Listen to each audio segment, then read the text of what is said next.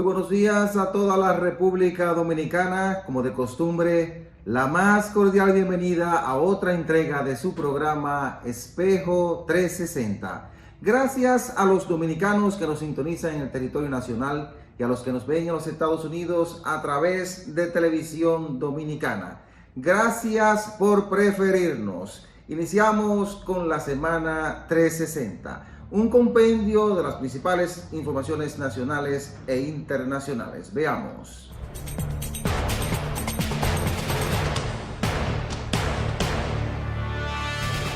¿Qué tal, amigos? Este es el resumen informativo Semana 360. Las autoridades de salud pública intervinieron junto al Distrito Nacional todos los municipios del Gran Santo Domingo durante los días jueves, viernes y sábados ante el aumento de infectados por el COVID-19. Además, Salud Pública intervino las provincias San Cristóbal, Monte Plata y La Romana. La representante de la Organización Mundial de la Salud y la Organización Panamericana de la Salud en República Dominicana, Alma Morales, aseguró que el país no cumple con ninguno de los criterios necesarios para comenzar a retirar las medidas de distanciamiento social y retornar a la normalidad. El director general de la Policía Nacional, Mayor General Ney Aldrin Bautista, favoreció que sea extendida la duración del toque de queda que se aplica actualmente para detener la propagación del COVID-19 en la República Dominicana. El Ministerio de Educación dispuso la aplicación de las pruebas nacionales a partir del próximo 12 de julio de este año. Las mismas abarcarán los contenidos impartidos hasta el mes de marzo. Sobre el tema, la presidenta de la Asociación Dominicana de Profesores, Xiomara Guante, expresó su rechazo a que el Ministerio de Educación imparta las pruebas nacionales en julio de este año. La Confederación Dominicana de Micro, Pequeñas y Medianas Empresas de la Construcción y un grupo de 15 exmiembros del Consejo Nacional de Seguridad Social piden al gobierno y a las AFP buscar alternativas para que los trabajadores puedan utilizar los recursos de los fondos de pensiones. Y en el ámbito internacional, más de 2.9 millones de personas solicitaron la semana pasada el subsidio por desempleo en Estados Unidos, con lo que ya son unos 37 millones lo que piden ese tipo de beneficio en las últimas 7 semanas, informó el Departamento de Trabajo. El impacto de la pandemia de COVID-19 en el mercado laboral estadounidense alcanzó una cima de 6.87 millones de solicitudes por desempleo en las últimas semanas de marzo y ha ido aminorándose desde entonces. China suspendió el martes sus aranceles punitivos sobre equipos de radar y otros productos estadounidenses ante la presión del presidente Donald Trump para aumentar las importaciones como parte de la tregua en la guerra comercial entre los dos países. El Ministerio de Hacienda chino dijo que los aumentos de aranceles sobre 79 tipos de bienes, incluidos desinfectantes y minerales de tierras raras, serían suspendidos por un año a partir del 19 de mayo. Para la semana 360, informa Joaquín Caraballo.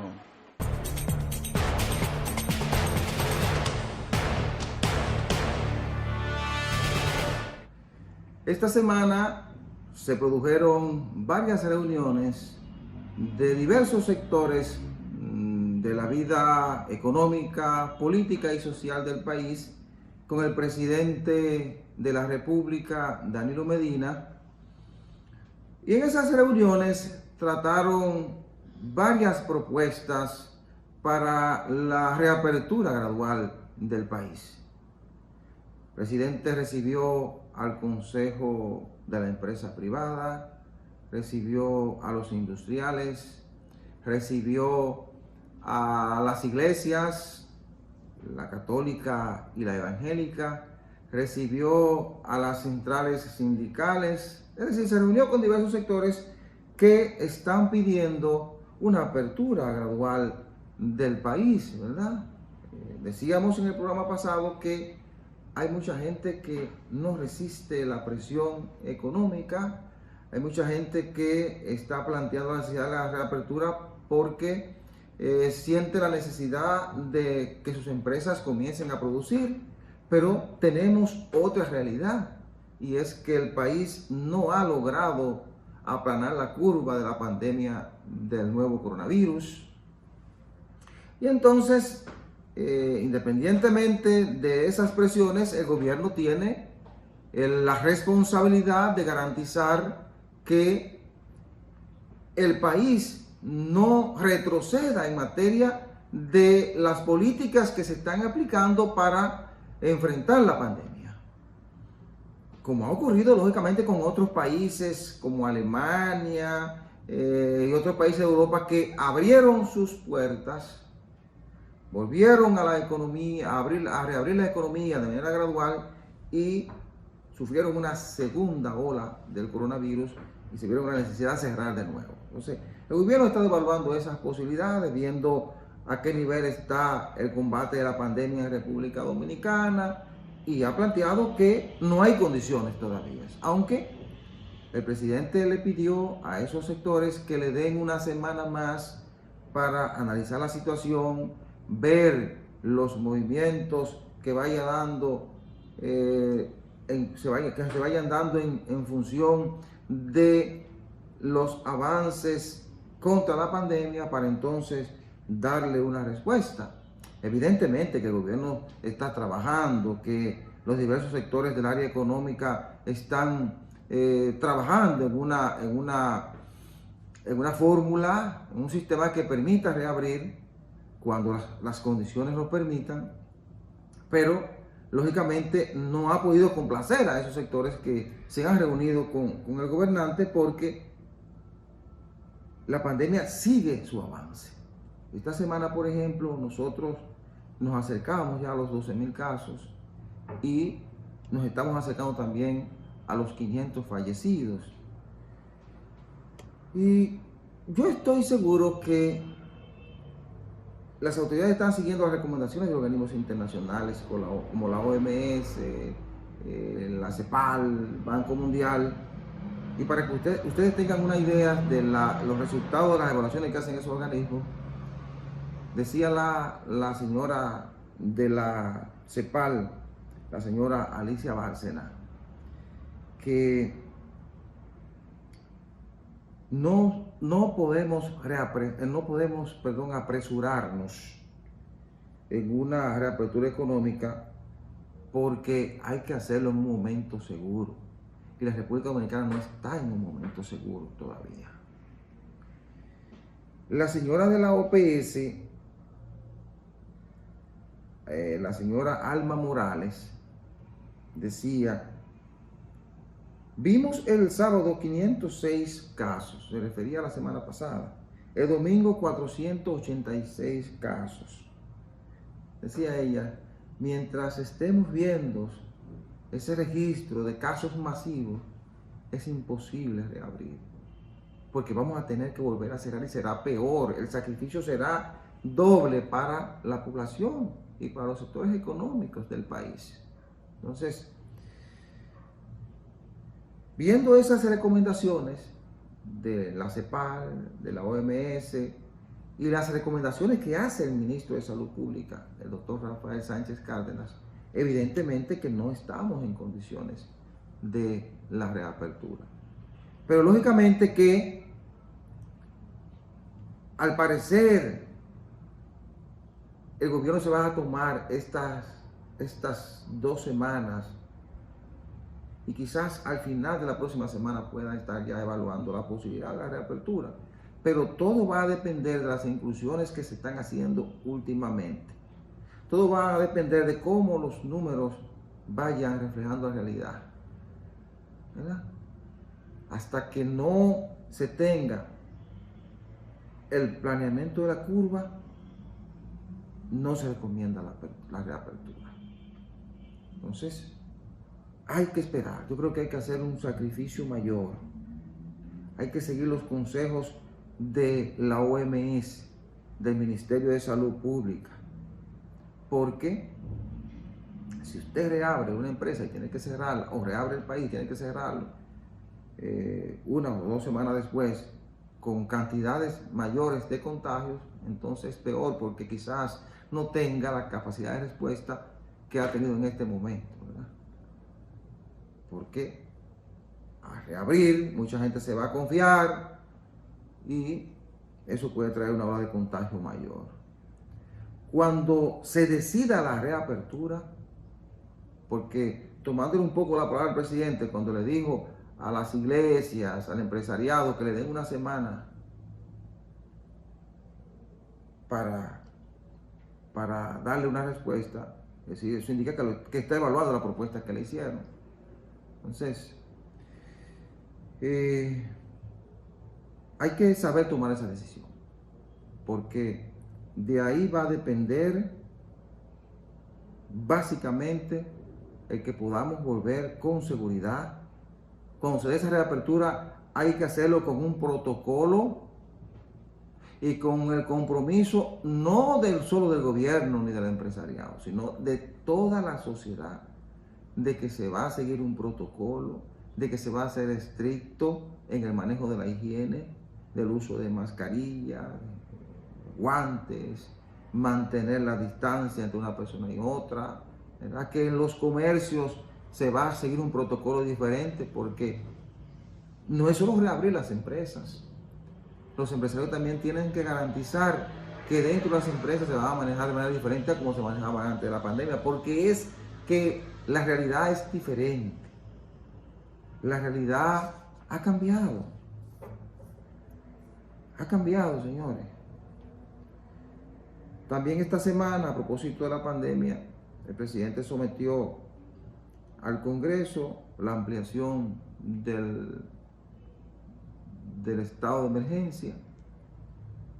Como era de esperarse, el Senado aprobó los 25 días que pidió el presidente de la República, pero en la Cámara Baja se da una realidad diferente.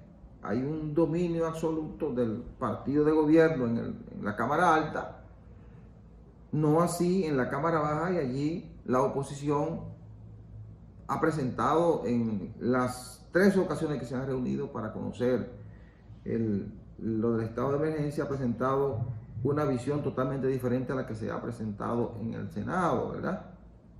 O la que se ha presentado acorde con la línea del gobierno.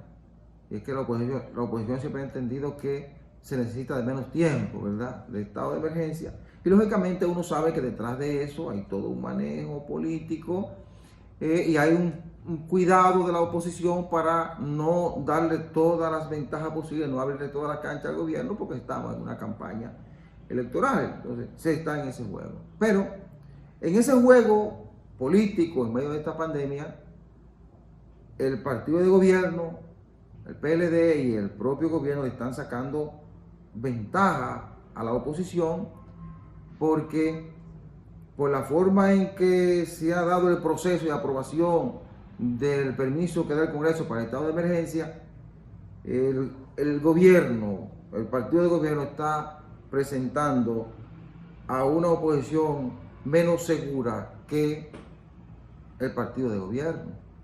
Digo menos segura porque de un principio, cuando el presidente solicitó 15 días, el Senado le dijo no, 25 días, porque por la experiencia que se tiene, 15 no serán suficientes. Entonces le aprobaron 25 días. Hubo un escarceo de la oposición, que no, que era mucho tiempo. Finalmente lo aprobaron en la Cámara Baja, porque sabían que se necesitaban más de 15 días. Ya se tenía la experiencia de países como España, Inglaterra, Francia, Italia, que estaban luchando contra la pandemia, tenían casi 2 meses cerrados. Entonces, teniendo esa experiencia, dijeron, bueno, se va a necesitar más de 15 días, y le aprobaron 25. Cuando vino la primera prórroga, el presidente pidió 25. El Senado lo aprobó, la oposición lo rechazó en el Senado, pero se impuso en la Cámara Alta. Entonces, cuando va al Senado, a la Cámara Baja, los diputados, en una alianza de los diputados del PRM, los diputados de la Fuerza del Pueblo y los reformistas, entonces impusieron 17 días. Pero sabían que no era suficiente. Luego vino la otra prórroga, el presidente pidió 25 más y ocurrió exactamente lo mismo. Aprobaron 25 en la Cámara Alta, 17 en la Cámara Baja. Pero oigan, con dos prórrogas, se demostró que se necesitaban más de los 25 días que pedía el presidente de la República. Con ese rejuego, yo no sé si la oposición se está dando cuenta que el partido de gobierno lo está presentando como un sector que no está pensando en que lo más importante en este momento es garantizar la seguridad de la gente. Hay todo un rejuego político de campaña que está entrampando a la oposición. Y esta semana ocurrió exactamente lo mismo. Pidió 25, aprobó el Congreso y luego en la Cámara de Diputados en realidad fue totalmente diferente. Quizá en esta ocasión se justifique más, porque ya, según las estadísticas, estamos en un punto, aunque se están contando muchos casos, pero los niveles de letalidad han bajado bastante, hay unos mayores niveles de recuperación y ya las autoridades parecen que tienen muy claro dónde atacar. Por eso, y quizás esto sea muy importante para preparar el terreno de la reapertura ya con las condiciones dadas, por eso esta semana el Ministerio de Salud Pública, conjuntamente con las Fuerzas Armadas, la Policía, el COE y otros organismos, con el auxilio de la Organización Panamericana de la Salud y la Organización Mundial de la Salud, decide la intervención del Distrito Nacional y 4 provincias. El criterio de selección de esa provincia, según Salud Pública, es porque se está dando ahí los mayores niveles de contagio. Aunque yo tengo unas diferencias con Monte Plata, porque están incluyendo el Distrito Nacional, Santo Domingo, La Romana, San Cristóbal y Monte Plata. Pero cuando usted coge Monte Plata tiene los últimos días que no presenta nuevos casos de contagio. Ahora, sí hay una elevada tasa de mortalidad porque se han producido 26 casos y ya hay como 6 o 7 muertes en Monte Plata. Es decir, que quizás la revisión sea otra. No sé si tomaron en cuenta que es una provincia muy cercana al Gran Santo Domingo, pero no tiene los niveles de contagio que presenta el Distrito Nacional, Santo Domingo, San Cristóbal, La Romana. Entonces, pero están atacando esas provincias donde evidencian un avance rápido de los niveles de contagio y dejan fuera a Santiago y la provincia de Duarte porque ya ahí tienen un protocolo que le ha permitido entonces llevarla a ciertos niveles de control.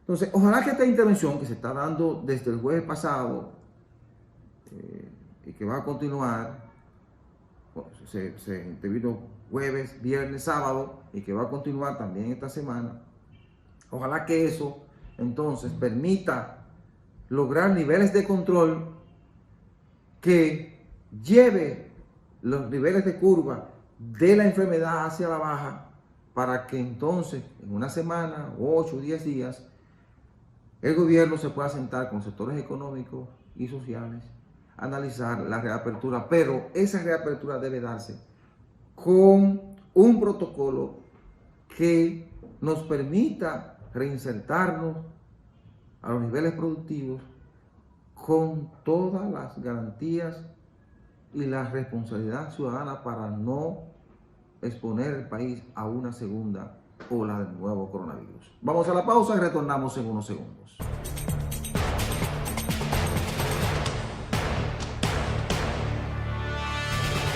La Junta Central Electoral tiene que resolver 2 aspectos importantes con los partidos políticos. Primero, el Centro de Informática de la Junta Central Electoral. Ahí hay un conflicto que viene dado desde las elecciones municipales de febrero, las elecciones suspendidas, ¿verdad? Y luego las elecciones de marzo. Recuerden que las elecciones de marzo se hicieron con un director de informática suspendido y un equipo colegiado de sus directores que fue el que dirigió ese proceso. Entonces, la Junta tiene que resolver ese problema del Departamento de Informática y tiene que resolver el problema del voto en el exterior. Lo demás es parte del proceso de montaje. La Junta tiene todo eso muy bien definido, ¿verdad? Preparación del personal, impresión de boletas, etcétera, etcétera. Todo eso está definido, es un protocolo y hay una cantidad de gente preparada para eso. La Junta se preparó para eso. Ahora, los temas que le están haciendo ruido al proceso son el Departamento de Informática y el voto en el exterior. Recuerden que la Junta hizo el compromiso a raíz del informe de la Organización de Estados Americanos, OEA, que determinó que el problema del tollo que se dio en las elecciones de febrero, que hubo que suspenderla, vino del Departamento de Informática. Lógicamente, voló Miguel Ángel García, que era el director de ese departamento. Pero los partidos políticos están exigiendo una reestructuración de ese departamento. La Junta le ha ido dando larga, después de haber hecho el compromiso de que lo iba a reestructurar. No le debe dar larga a eso. Que se siente con los líderes de los partidos políticos, y me alegra que se han estado reuniendo en las últimas semanas, que en esas reuniones, al igual que en la que se está sosteniendo con la Comisión de Seguimiento, analicen ese departamento de arriba abajo y que busquen una persona con las condiciones necesarias para dirigir ese departamento. Si tienen, lógicamente, no pueden quitarlos a todos. Si tienen que dejar a alguno de esos subdirectores para que acompañen al nuevo director, porque tendrá que adaptarse a esa realidad.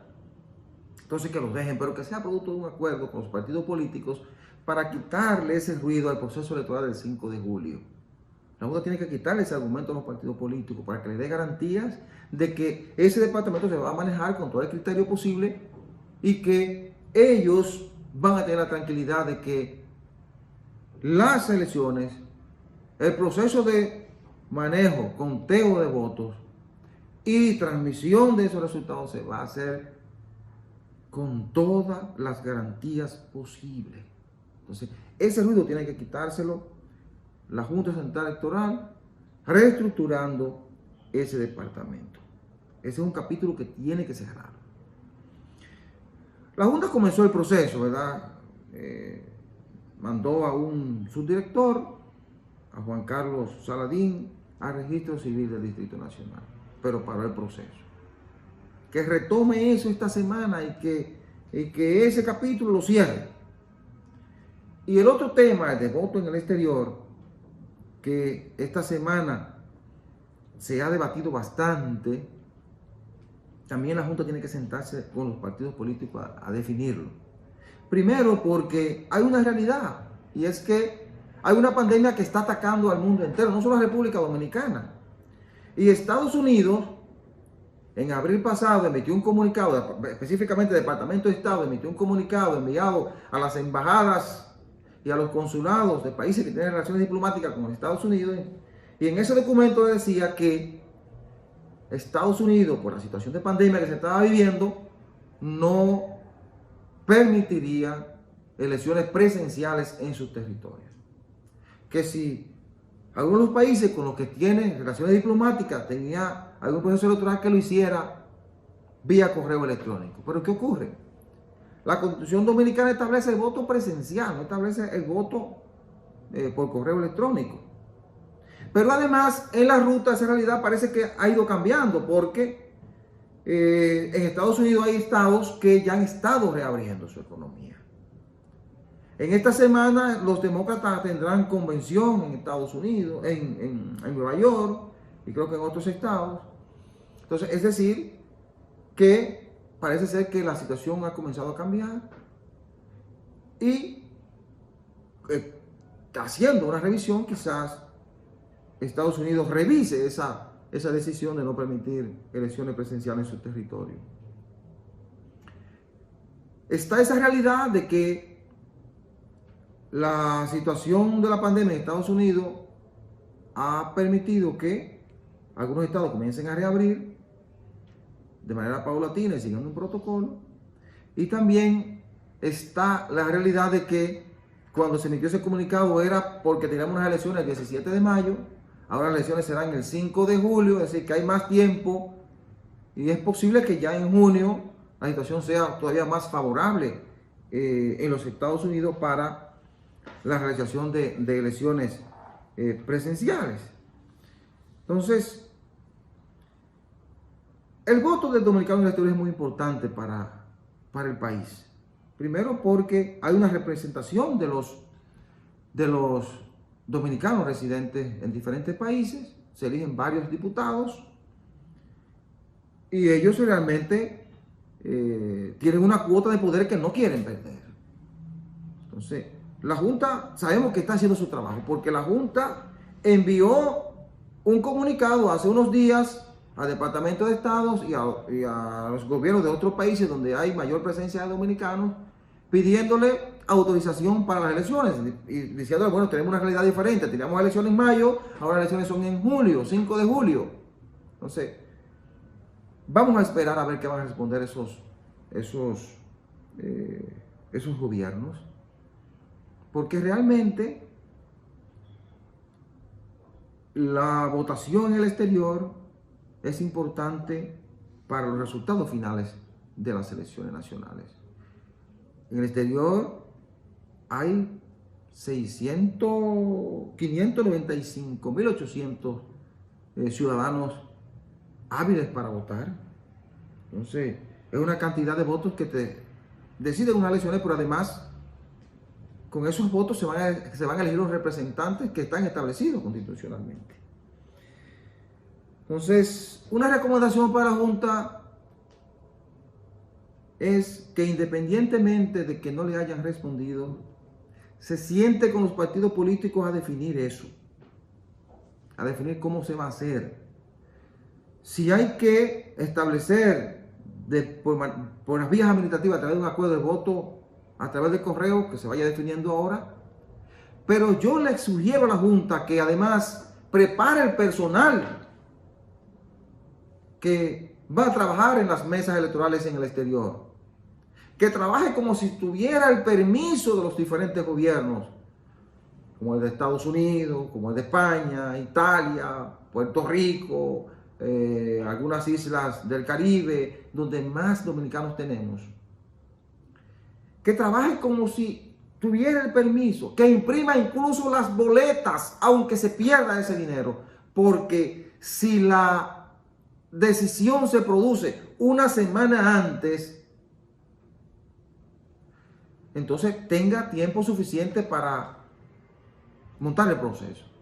Pero si no tiene las boletas impresas, si no tiene el personal preparado, si le dan el visto bueno con pocos días de antelación, entonces no podrá montar el proceso y tendrá los partidos encima y tendrá un problema mayúsculo. Tendrá un problema parecido al de febrero, porque van a acusar a la Junta de estar parcializada con un sector. Entonces que se prepare. Mi recomendación es que se prepare, que llegue a un acuerdo con los partidos políticos para buscar una fórmula, con o sin el permiso. Que imprima las boletas, aunque luego la vote, si no es necesario. Y que prepare el personal. Si le dicen 3 días antes pueden hacer elecciones, entonces que llame a los dominicanos al interior a votar. De lo contrario, se va a ver envuelta en otro conflicto y será la mala de la película, porque siempre los partidos terminan acusando a la Junta Central Electoral cuando ocurren este tipo de cosas, con o sin razón. Entonces, traten de evitar que los partidos tengan la razón. Hagan su trabajo, aunque pierdan un dinerito con las boletas impresas. Oigan, señores, la Junta Central Electoral ha entregado este año cerca de 3.300 millones de pesos a los partidos políticos.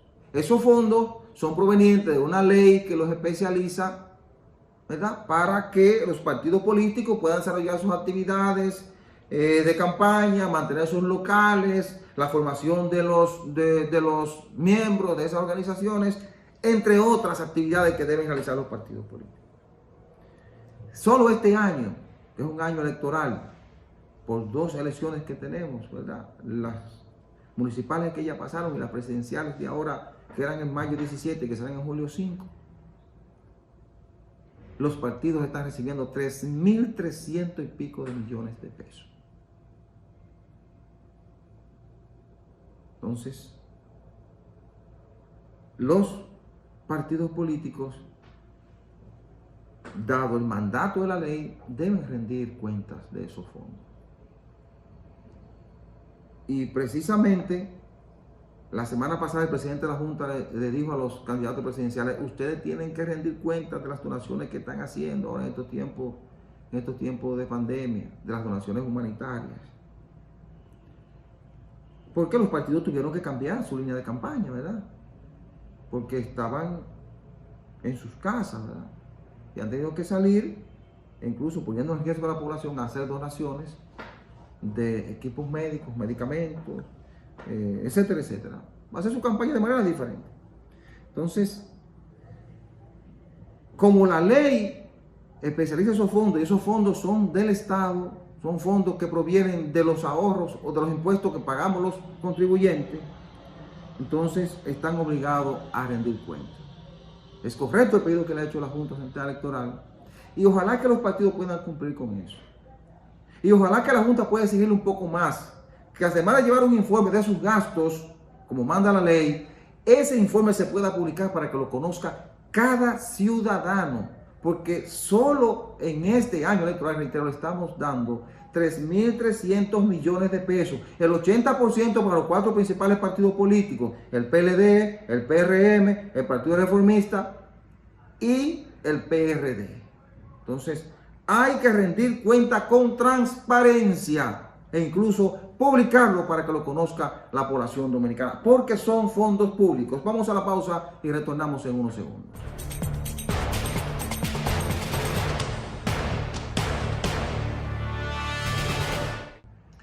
El país está viviendo una de las peores sequías. Eso, la gente puede decir: bueno, eso es cíclico, casi todos los años ocurre lo mismo, pero esta vez es más fuerte la sequía. Y nos ha tocado en un momento de pandemia, es decir, es una combinación. Hay una pandemia que nos tiene en cuarentena a todos, pero al mismo tiempo, la gente que vive de la agropecuaria, que vive de la ganadería, esa gente está siendo seriamente golpeada por la sequía. La situación para los productores de la línea noroeste es crítica, para que ustedes tengan una idea. Es crítica para los productores en sentido general, pero la línea noroeste es crítica. En el Valle de San Juan también es crítica. Imagínense, en el sur casi no llueve, llueve muy poco. Entonces, cuando ya en estos tiempos de sequía así extrema, la situación es peor.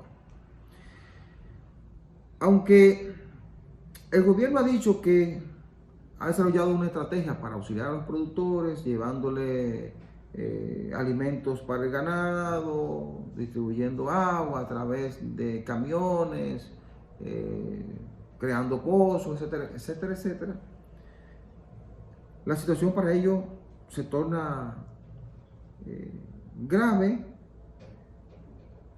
aunque nos estamos acercando a la temporada de huracanes, que eso quizás pueda traer un poco de lluvia, ¿verdad?, para llenar las presas, para que aumente el caudal de los ríos y para mojar la tierra. Eso puede salvar un poco la situación. Pero mientras llega la temporada de huracanes, que siempre trae sus lluvias, ese programa que desarrolla el gobierno tiene que reforzarlo. Tiene que trabajar de la mano con esa gente, con los productores agrícolas, con los ganaderos, buscando alguna alternativa que permita que ellos tengan el agua para los animales, el agua para el consumo y el agua para regar las tierras. Y decía precisamente el director del INDRI, Olgo Fernández, que aunque la sequía es grave, las presas todavía están en unos niveles que permiten garantizar el agua para la producción, pero que hay que racionarla. Entonces, él dice que cuando se viven estos tiempos de sequía, si se raciona el agua, si se hace una buena distribución, entonces se puede manejar y lograr hacer las cosechas y los productores lograr el manejo que les permitan los niveles de rentabilidad. Entonces, ojalá que el agua se pueda aprovechar, como ha dicho el director del INDRI, que se le pueda enviar por los diferentes canales correspondientes el agua que necesitan esos productores para sembrar y para el ganado. Él decía, no hay que alarmarse, la presa está en unos niveles que permiten mantener el consumo, suplir los productores, y dejaba entender como que vendrán tiempos de lluvia. Bueno, eso depende de la naturaleza, pero mientras tanto lo que tenemos es la sequía. Las lluvias llegarán, ojalá lleguen, pero ojalá se pueda hacer una distribución correcta de esa agua para que garanticemos la producción. En este momento estamos viendo lo importante que es atender el campo. No estamos viviendo tiempos peores en República Dominicana porque tenemos un campo fuerte que produce los suficientes alimentos como para suplir la demanda de la población dominicana. Es decir, somos autosuficientes en materia de producción de alimentos. Entonces, en tiempos como este es que las autoridades deben actuar con los mayores niveles de responsabilidad para garantizar que ese productor que se está sacrificando día a día en el campo pueda tener la atención necesaria en materia de acompañamiento, pero también que le pueda llegar el agua desde las diferentes presas o a través de otras vías para que puedan hacer o llevar a feliz término su producción. En otro aspecto, en el aspecto del consumo, la situación es crítica. Por ejemplo, en el Gran Santo Domingo, que el agua se suple de Valdesia, ¿verdad?, el acueducto de Valdesia, y un segundo acueducto que se construyó en Santo Domingo Este, el acueducto Barrera de Salinidad, están en niveles bajos porque los ríos que suplen esos acueductos están en unos niveles mínimos. Por ejemplo, el Osama, que suple el Barrera de Salinidad, es un chorrito de agua. Y decía el director de la CAS que de 3 bombas que tiene ese acueducto están funcionando una. Observen lo grave que es. Entonces, se están produciendo 370 millones de galones de agua y el déficit es de 30 millones de galones de agua. Y el sector más afectado es Santo Domingo Este, que es el municipio más poblado del Gran Santo Domingo. El Gran Santo Domingo involucra el Distrito Nacional y la provincia de Santo Domingo, que tiene 7 municipios de los más poblados del país. Imagínense lo crítica que es la situación. Entonces, ojalá que la naturaleza nos pueda premiar y que vengan las lluvias con la temporada de huracanes que comienza el 1 de junio próximo y que trae 21 huracanes. Ojalá también que nuestras autoridades, sobre todo la del COE, también estén preparadas con el plan de emergencia que siempre se prepara para esta temporada para evitar mayores daños de las tormentas o los huracanes que toquen República Dominicana. Ojalá que además de estar preparados, esas tormentas o esos huracanes solo traigan lluvias a la República Dominicana. Vamos a la pausa y retornamos en unos segundos.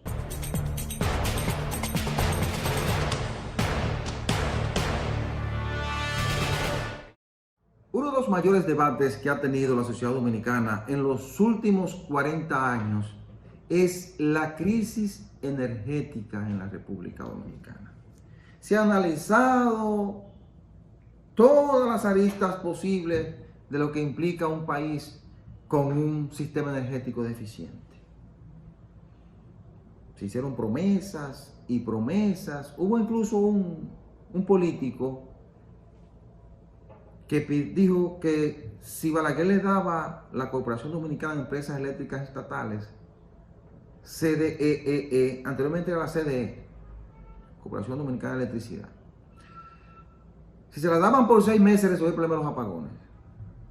Luego vino Leonel Fernández, se la dieron por 2 años o por 3, no resolvió absolutamente nada, porque el problema es complejo y sigue siendo complejo todavía, aunque lógicamente hemos avanzado bastante. Entonces, se ha analizado y concluimos que un país sin energía eléctrica eficiente y a buen precio es un país que no logra los niveles de desarrollo en las industrias o en su economía en sentido general.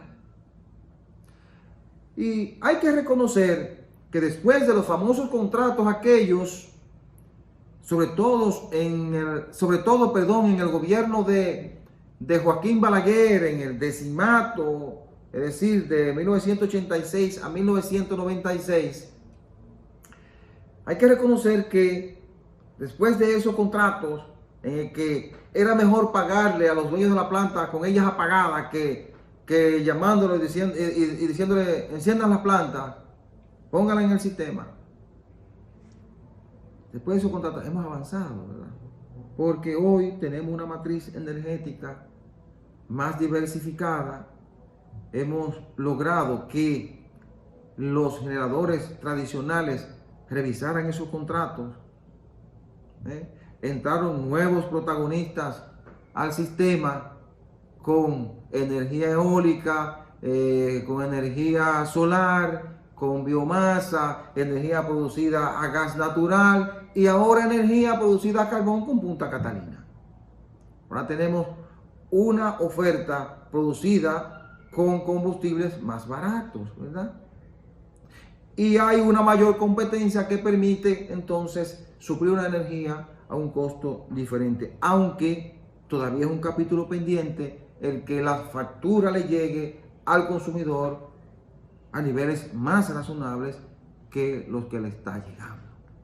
Pero lógicamente hemos avanzado y la generación a base de combustibles fósiles se ha reducido casi a un 30 o un 35%. Hoy usted tiene una buena parte de energía a base de gas natural, que tiene la gente de AES Dominicana produciendo energía en Los Minas, produciendo energía en la región este a base de gas natural, que es servida a un precio muy competitivo. Usted tiene ahora Punta Catalina con energía producida a gas natural a un precio muy competitivo. Y eso ha obligado a que esas empresas que tenían esos contratos con combustibles fósiles tengan que replantearse el negocio.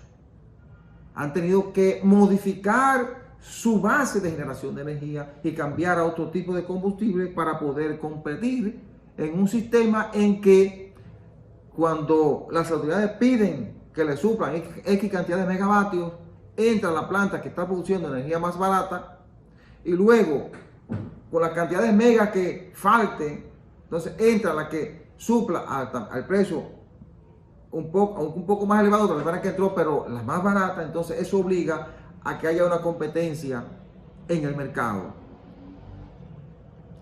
Y tenemos una buena generación que permite ahora servir una energía más estable. Y yo creo que lo hemos visto en estos tiempos de cuarentena, en estos tiempos en que la gente ha estado en sus hogares.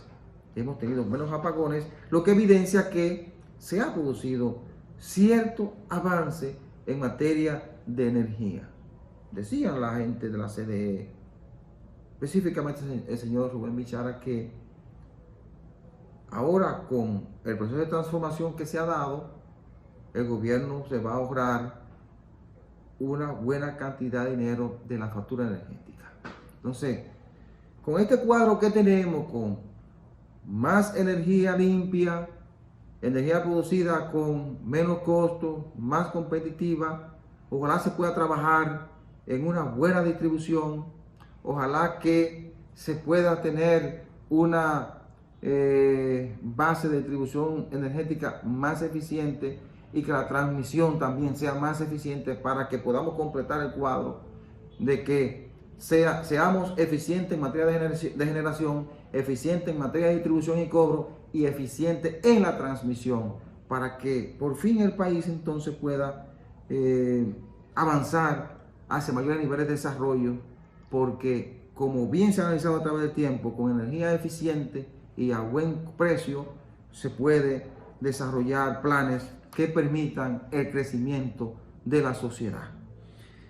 Esta semana que inicia, la atención del país estará centrada o seguirá centrada en los resultados de las labores de combate al fuego de vertedero de Duquesa, que tiene 20 días ardiendo, ¿verdad? El debate seguirá porque realmente apagar el fuego no es una solución. Hay que pensar seriamente en un vertedero manejado de manera diferente y aprovechando más los desperdicios que produce el Gran Santo Domingo.